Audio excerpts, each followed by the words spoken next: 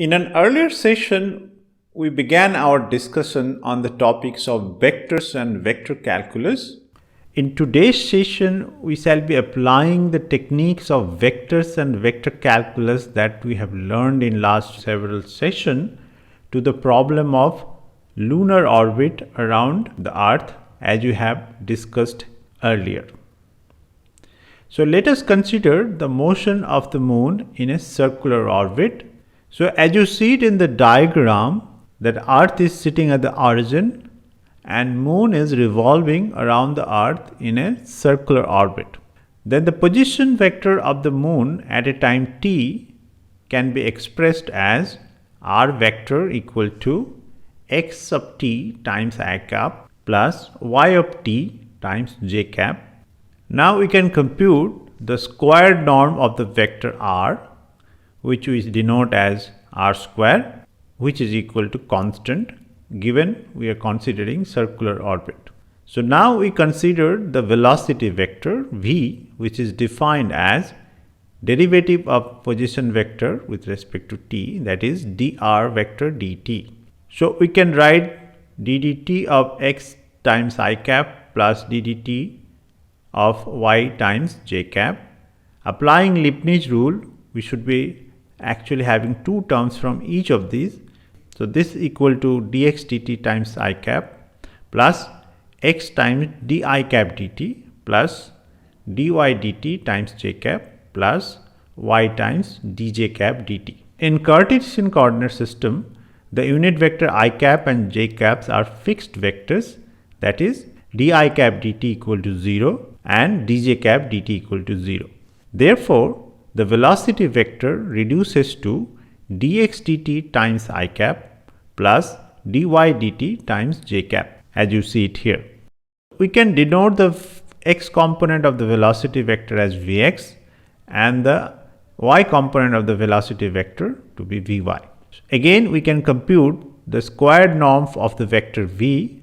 Given moon is orbiting in a circular orbit where r is fixed, if speed is not constant, then the orbital period of moon around the Earth will change, which we do not see in observation. Now we can define the so-called acceleration vector, which is given to be the derivative of the velocity vector v. In particular, the acceleration vector a is equal to dv dt.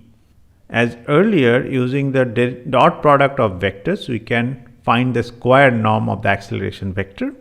Now we note that the radius of a circular orbit is fixed, that is norm of the position vector is constant. Now taking derivative of both sides and applying Leibniz rule, we can express this as dr dt dot r plus r dot dr dt, which essentially means r dot v equal to 0, that is dot product between the position vector and the velocity vector must be 0 here.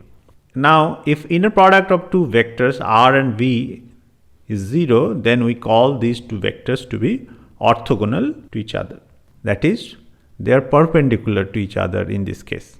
Again we note that dot product of v with itself, that is squared norm of the velocity vector, is constant, as we discussed earlier.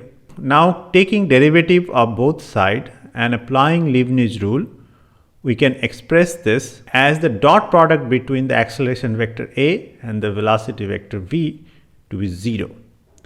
So the acceleration vector and velocity vectors are also orthogonal to each other. Therefore, acceleration vector a is either parallel or anti-parallel to the position vector r.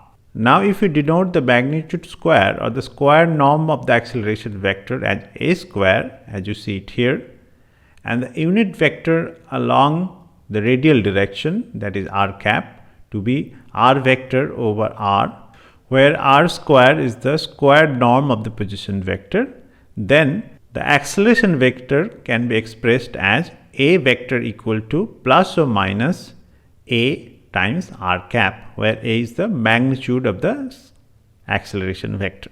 Now we have seen earlier that dot product between the position vector r and the velocity vector v is 0.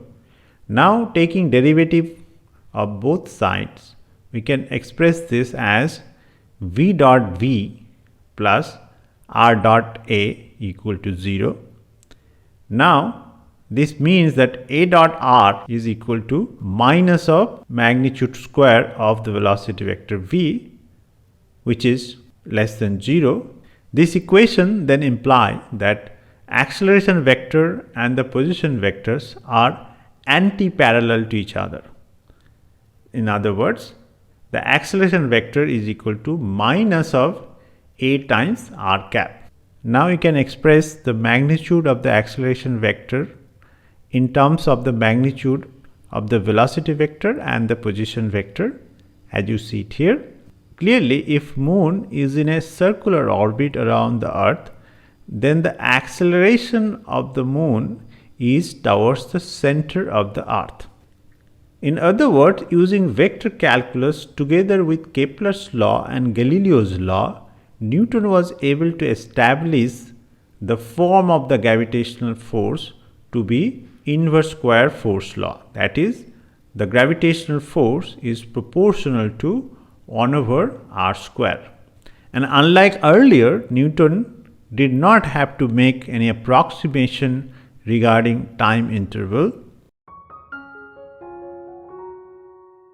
I hope you have enjoyed today's session. In case you have a question, comments or a suggestion, please feel free to write them below in the comment section. And if you would like to follow the physics discussion here, then you are welcome to subscribe to this channel.